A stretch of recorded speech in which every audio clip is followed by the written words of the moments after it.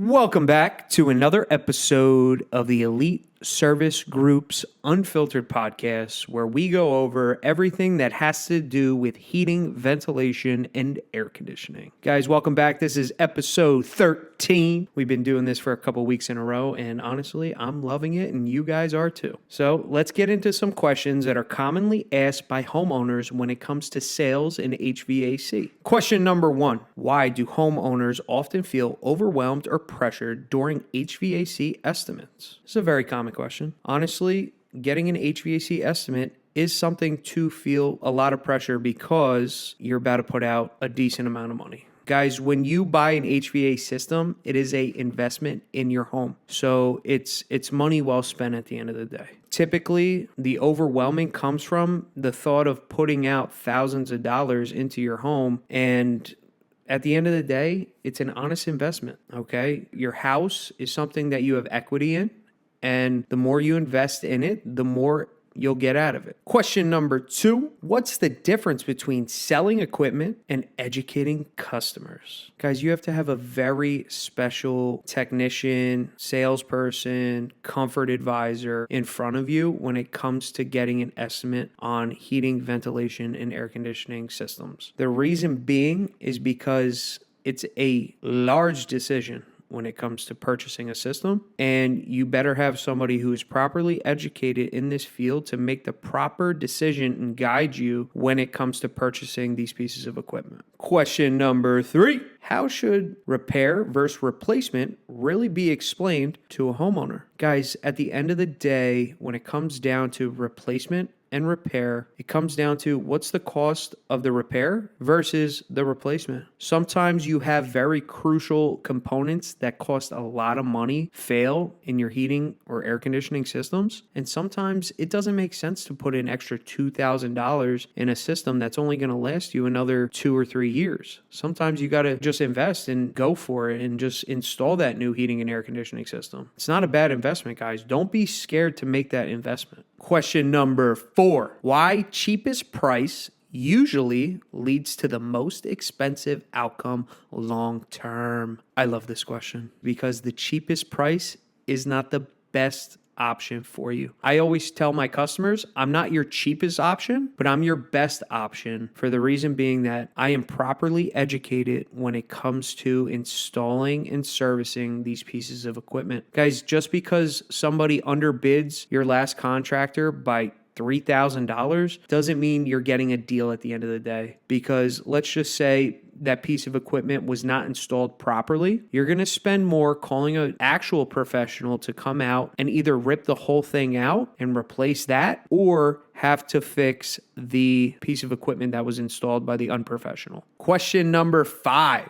How do ethical HVAC companies approach system recommendations? Guys, it all comes down to the better judgment of your comfort advisor or your technician. At the end of the day, if your repair is going to cost a third of your replacement, you should absolutely replace the system, because it doesn't make sense to keep investing in something that's going to end up failing on you over and over again, especially when it comes to main components. Question number 6, what red flags should homeowners watch for during sales conversations? Guys, I don't want to bad talk anybody, but I'm going to go ahead and say, if a salesman is super pushy on you, you'll get the feeling that maybe it's not the right decision to go with that salesperson. Question number 7, how do you present multiple options without confusing the customer? Here is a typical tactic in sales in general. It's a good, better, best. Sometimes you don't have the money for the best, and sometimes, the better is the option, because at the end of the day, with the best, you get a couple more bells and whistles. And yes, your air quality is probably going to be better. And yes, it's worth the investment, because at the end of the day, the more money you spend, the more time and material goes into your job. So take that into account when you're going over your good, your better, and your best. Question number 8. Why transparency in pricing builds more trust than discounts? Guys, I love being transparent with my customers. When I come in and I'm going to install a new piece of equipment,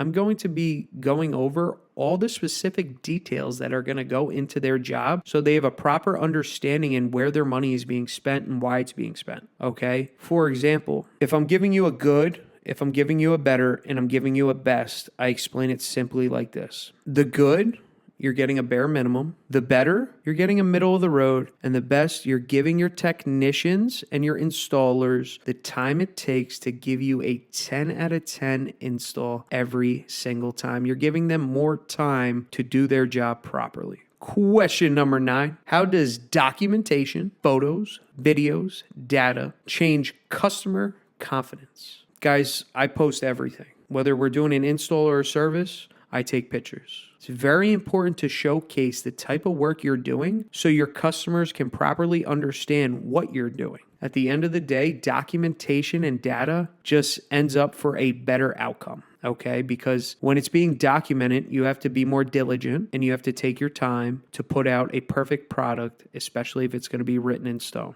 Question number 10. What role does comfort, not just efficiency, play in decision making? Guys, it's very important to get a fine balance of comfort and efficiency, okay? And the reason being is this. Yeah, if you go for the cheapest option, you're probably getting a lower efficiency piece of equipment and your comfort levels aren't going to be as high. You're not getting that well of filtration. You're burning only maybe 80% of the gas you're paying for. Versus when you go for a 98% efficient furnace, which would be in the better option, where if you're buying $600 worth of gas every month, you're going to be using $575 of that. Now, I don't know the proper calculation, but it's going to be within that ballpark. Versus if you consume $600 worth of gas, you're only using 80% of that, which whatever the math works out to be, it's 80%. It's not 98%. So really, it's almost paying you to go with the more efficient and more comfortable option at the end of the day.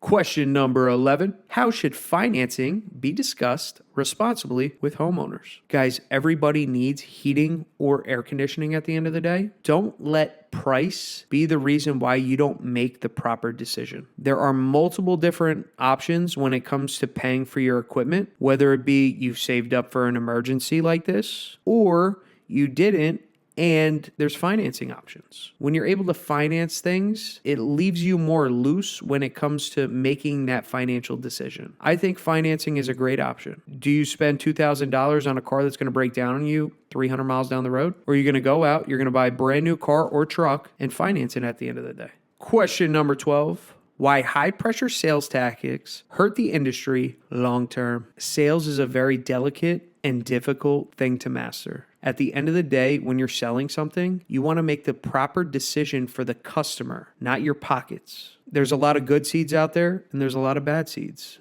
At the end of the day, you'll make the proper judgment when it comes to who you're doing business with at the end of the day. Okay? Don't feel pressured just because somebody's in front of you pushing numbers and different sales tactics at you. Don't feel that way. Go get another quote. Question number 13. How can contractors protect customers from over or underselling? Guys, at the end of the day, your contractor, if he's a good contractor, is going to guide you properly when it comes to replacement or repair. Question number 14. What does a good decision look like from a technician's perspective? It's a very interesting question. Guys, a good technician knows what a customer needs and what a customer wants. At the end of the day, if he's a good technician, he's going to guide you properly. And the final question, my favorite question. How does the elite service group approach ethical recommendations? Guys, we personally have our customers' best interest. We are all really good technicians and we recommend what makes sense for our customer, not our pockets. So at the end of the day, when it comes down to it, if the system deserves a repair, then we'll repair it. But if I personally look at that system and it's 25 years old, it's on its last leg, you blew a blower motor, and the repair is going to cost you $1,200, I'm going to go ahead and recommend a replacement. At the end of the day, the elite service group helps customers guide on big decision making like replacing their heating, ventilation, and air conditioning systems properly with the customer's best interests at heart. Guys, this concludes another episode of the Elite Service Podcast. I appreciate you guys tuning in yet again. We're doing big numbers. Please like, comment, and subscribe to keep this train rolling, guys. We run on steam, dreams, and energy drinks, so keep it coming.